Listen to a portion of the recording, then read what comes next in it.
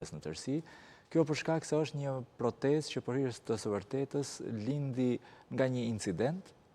por që u shndrua në një protestë tashmë të, le themi, kundër të gjithë leadershipit aktual apo klasës politike aktuale, të cilin e konsiderojnë si një klasë politike që është përgjegjëse për ato që ka ndodhur në vendin tonë prej tashmë 36 vitesh në këtë tranzicion që duket se nuk do ta ketë ende afër fundin e tij. Të paktën referuar edhe asaj çfarë po ndodh me protestën. Nëse do të ndalemi tek numrat e protestës, në fakt janë me rëndësi, por që nga ana tjetër numrat kanë treguar që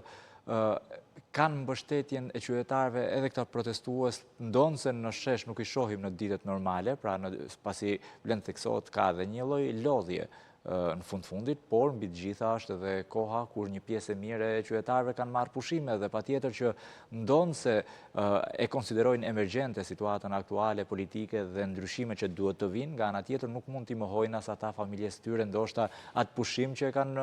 e presin prej një viti. Kësaj nëse i referohemi numrave spari, unë do të thoja që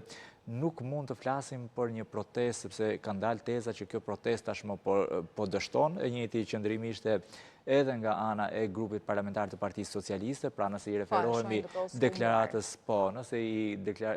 deklaratës së kreut të grupit zotit Taulan Balla, ju shpreh sot që është një tullumbace tashmë